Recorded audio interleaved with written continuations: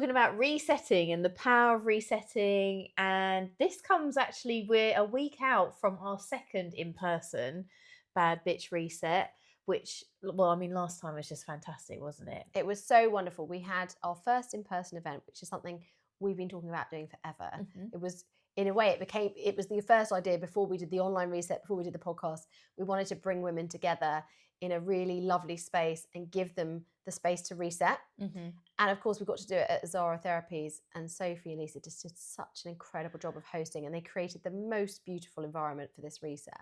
Really so it was so great, and it was sold out. We're doing it again. We are, which is very exciting. Yes. And we also, obviously, that's our in-person event, which is like a lovely afternoon. We do it online as well, where we invite people to share an hour with us every Monday across 6 weeks. Mm-hmm. And we do a deep dive into the topic. We're doing it right now, but we're going to do another one in September, right? Exactly that, yes. And the point, one of the main things I always like to start off by saying to the ladies that gather is that this is your time, and the main reason, which we're going to get into about the power of the reset, the main reason we run it online is so people have that container and that hour that they've committed to where they can ponder what does a reset look like for them, and just have the time and the space, because there's so much power in just having that reflection time, and obviously then naturally following on into a reset. Well, so let's start by talking about, what is a reset? What forms can a reset take, and why it's so important? Yes. So should we talk about, like, in terms of the reset? So you have like what I would call a soft reset and hard reset. Oh, go for it then. So, I mean, and please, obviously, jump in if you have any like different thoughts. So a soft reset, obviously, I would say this would be something that you can incorporate into your life, maybe on like a weekly basis or a monthly basis, just where in your container of life as it is now, you can allow yourself space to have some time out, check in with goals, see if you're on course correct, and have just a moment out away from normal everyday life, whether that's like an hour block, a power hour some people have, or an afternoon or a day. And then I think that has varying scales of between what a soft reset is all the way to a hard reset, where you're like joining the Foreign Legion. You're like, I'm out of here. Yeah, peace out. Yeah, exactly. Whole life makeover.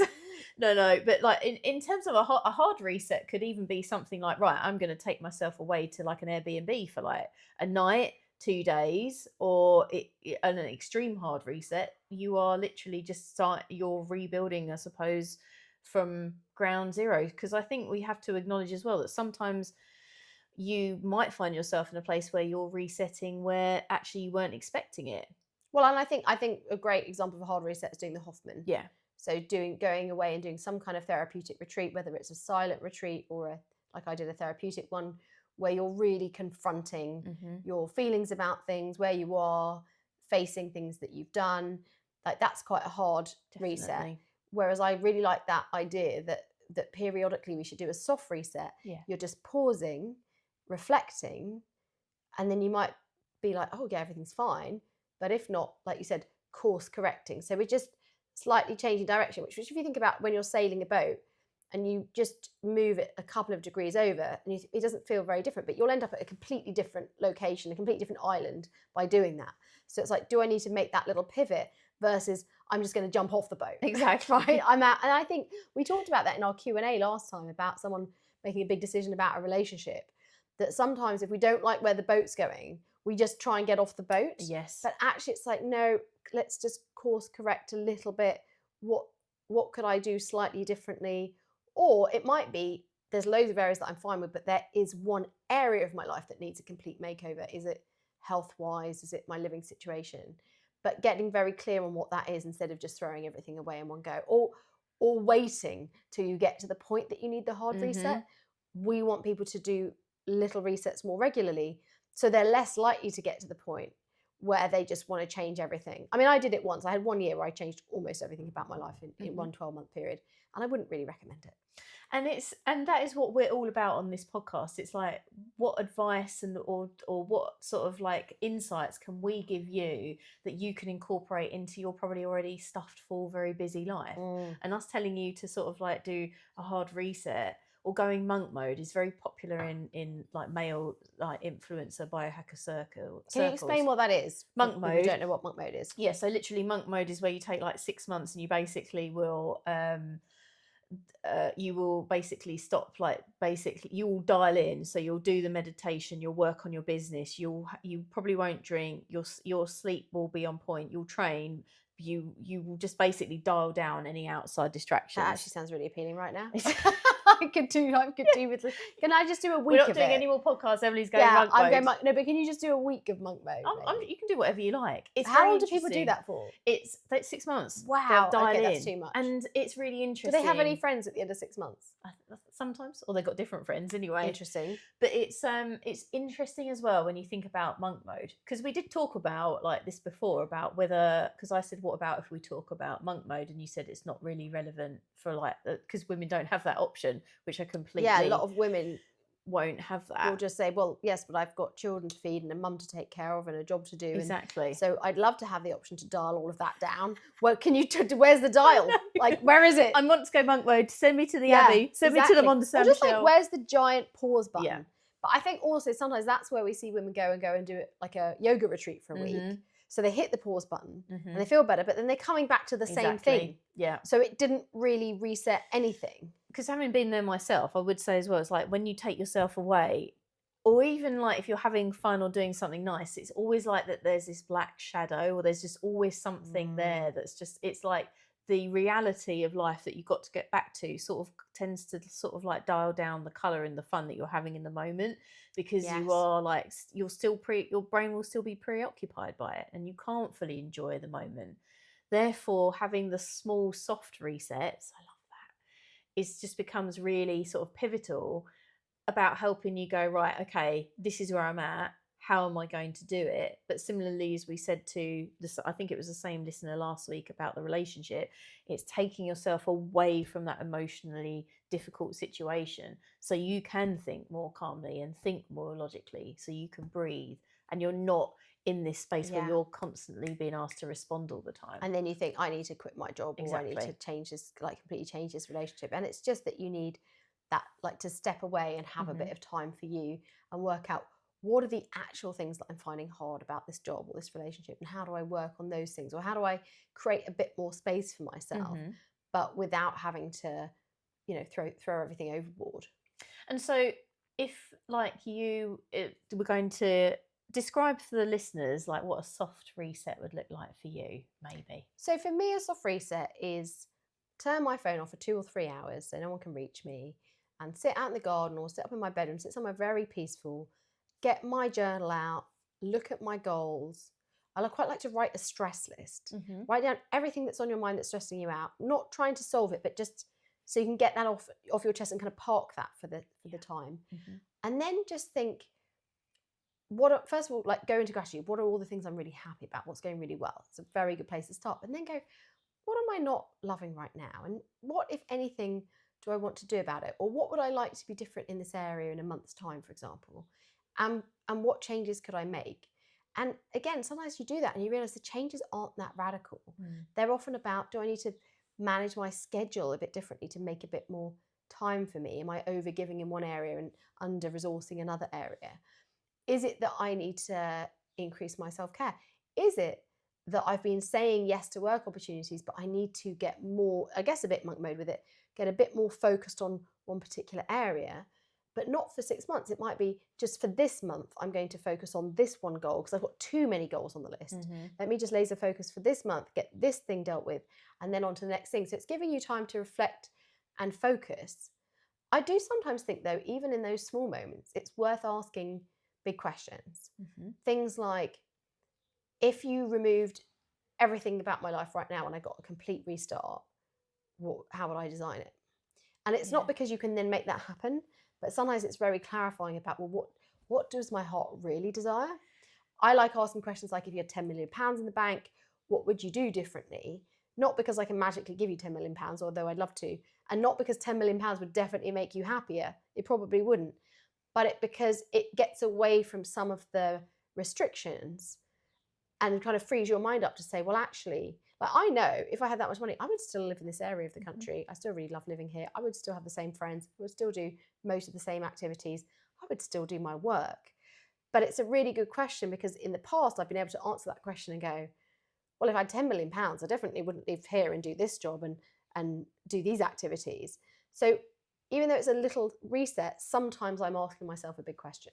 I love that. And it's so true, because we do get caught in it's like, I'm in this situation and I'm not really enjoying it, but at the same time, I'm not quite sure what to do about it. And when we remove ourselves and we ask ourselves, well, if I had £10 million, yes, people might say, well, it's not realistic, but it is so powerful and so good for our brains. Yes. Because it's like we're removing all the barriers. We can play around with imagination. What is it that I actually want? And our brain loves that. It's built for pondering. It's built for finding the solutions to things. And also, it's like we've got no skin in the game at that point. We're just playing around with what I might like to do. Yeah, And that's the right word, play. Like, try and create enough space in your reset that it can feel playful. It's not like, right, I've got an hour to redesign my life right now. Yes. That's not the vibe we're going for. It's more like, this is a playful, creative time out. Yes. And I think for me, if I was going to do a soft reset, I would take myself away from, I know you said you go to your garden. I find it really helpful to take myself far away, but like, to the seaside or to a beautiful view, somewhere where to take myself. So to create that mental distance from the situation, I find it helpful to create physical distance. Yeah. Buy myself a lovely coffee, and some cake maybe. Just Mm-hmm. be on the beach, do the favourite things, like the lovely simple things, and just be in a lovely place. And then unlock, because when you've changed your environment as well, you can unlock that power of imagination so much easier. So maybe for people listening, think about which environments do you feel clarity or peace or creativity in? Yes. And how do you take yourself into that space? And it's going to be completely different. Some people it's the beach, some people it's a really nice cafe, some people it's being around other people it's being in complete isolation. Think about what's that space for you and try out different spaces, try out different formats. I like to write by hand and I like to have a nice clean notebook to do it. Some people like to record themselves talking about it. Some people like to just do images or do a vision board or do a Pinterest or mind map or sketch it out. Find experiment and find the medium that works for you. But I think asking yourself questions about, what am I loving right now? What am I not happy about? What would I like to change? If I had the magic wand or I had the £10 million, what would I be changing? And then what's an area I want to focus on for the next few weeks? As we always come back to, what's like a small first step in that area in the right direction? I love that. And I think if you're in that space where you get yourself to like your location and you've got your notebook and you're finding, actually, I don't know what to do, that's fine. That's absolutely normal. And similarly, if you feel like, oh, I can't really be bothered to go to the beach today and think about this, or I can't haven't got the time to go, that is absolutely fine. It's very normal for our brain to have like resisting around it, yeah. doing something new. If you can push through it. So even if it's like, I was going to go to the beach today, but actually I'm just going to go to my favourite local cafe instead. Perfect. Like you said, the small steps, make sure you still do the action, but make it as more comfortable as you can. Yeah, or just say, well, I'm just going to sit there with my notepad, but if I don't write anything, that's okay. Now, some people actually process better in conversation with other people. And that's why one of the reasons we did the online and in-person reset, because of the wonderful conversations and because the women bring their perspectives or their experiences. And sometimes you need to hear other people's experiences.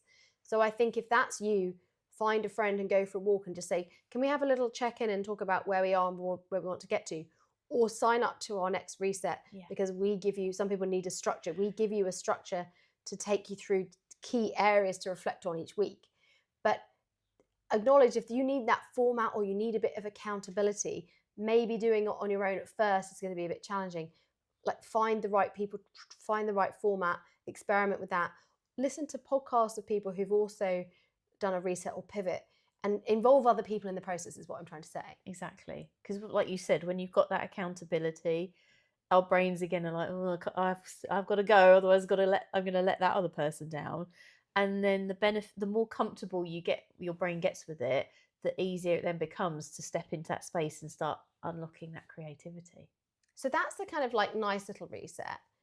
But let's talk about the hard reset, right? Because I've just done one. Have you done a really hard reset, like an everything life reset? I mean, I moved, I got divorced, I changed my job. Well, I left my job, I set up a new business.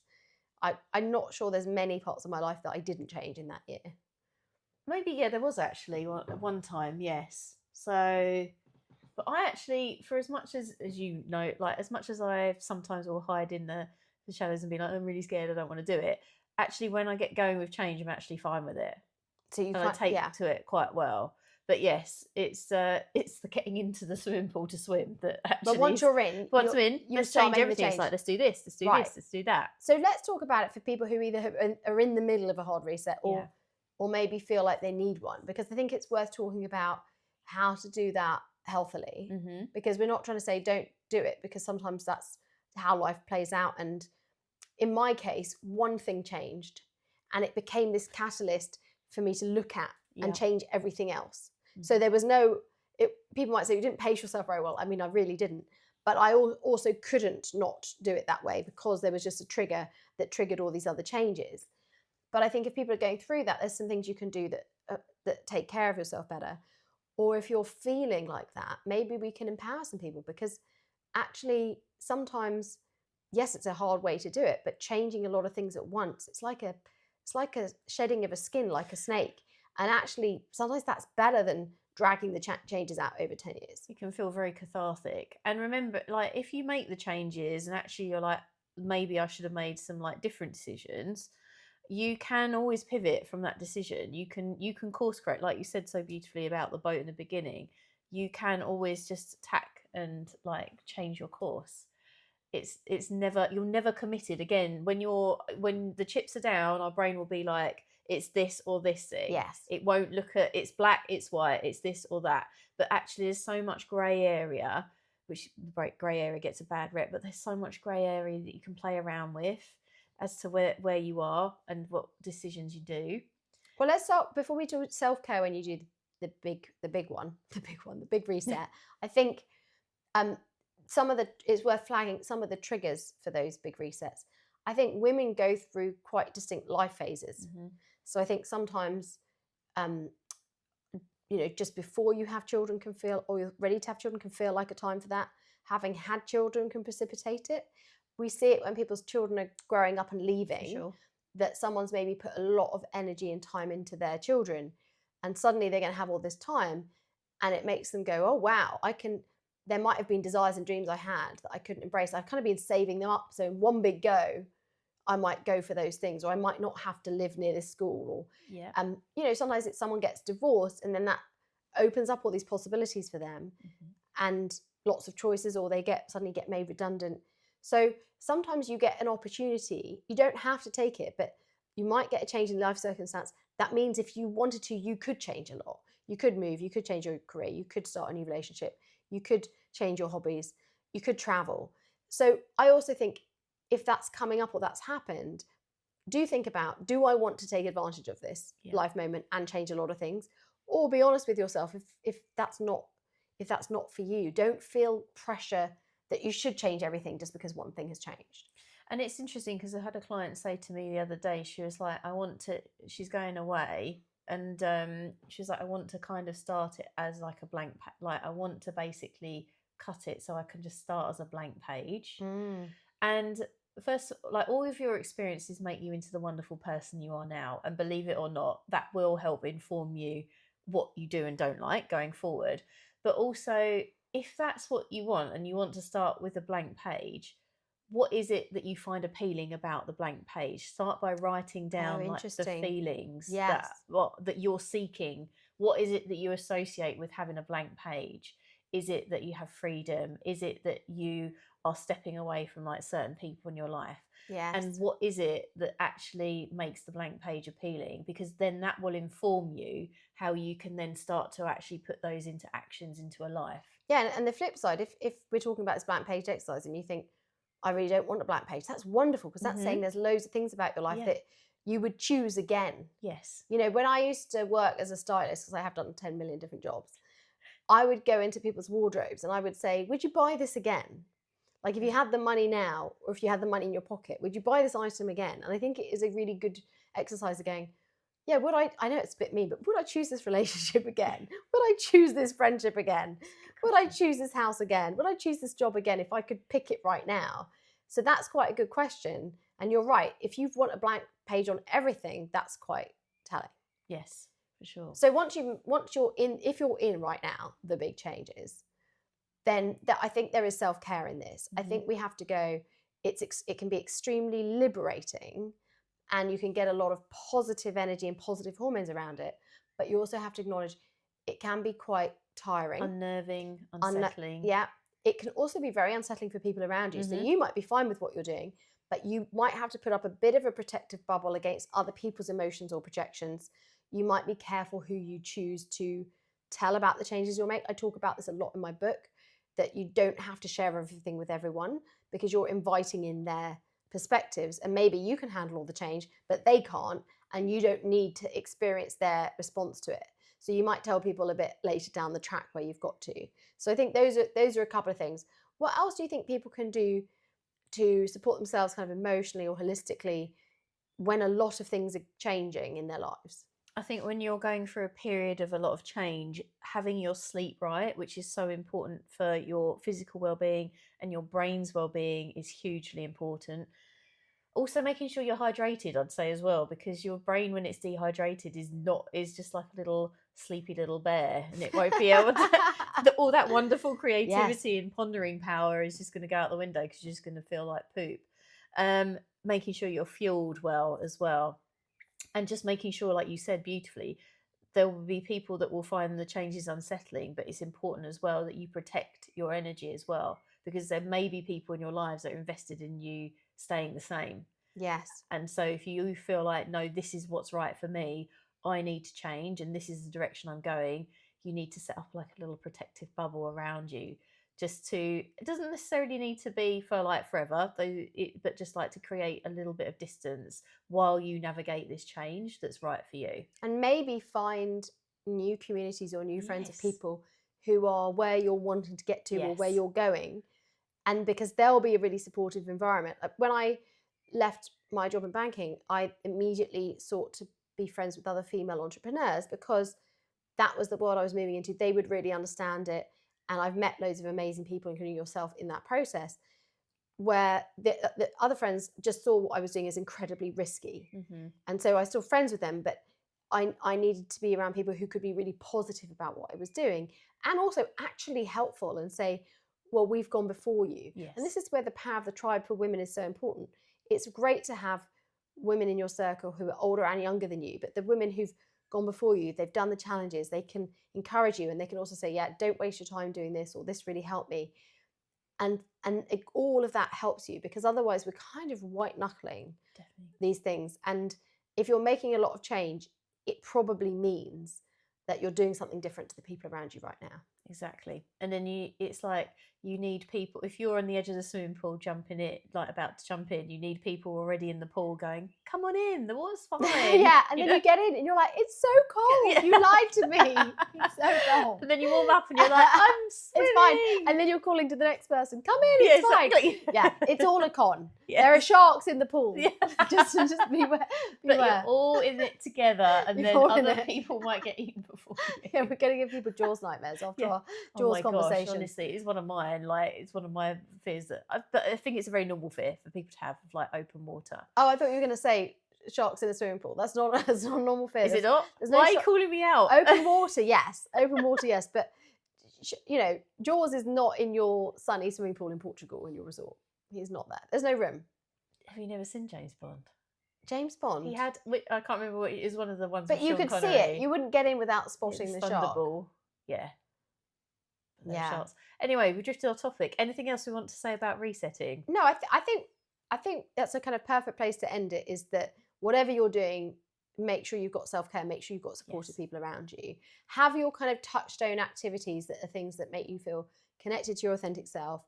Whether it's going to the beach, whether it's going for a massage, just make sure you're keeping your self care up in some format, even if you've moved somewhere new. Okay, can you quickly find some new therapist or some new place to go? Because even when things are going well, we just need that bit of self-care in there. 100%. I love that. Well, thank you for joining us this week. We really appreciate you and we hope you found that helpful. As always, if there are any other topics that you want us to cover, do reach out. And if you could help, we love you for sharing our podcast so far. If you could continue to do so, we would appreciate it so much. And we look forward to seeing you next week.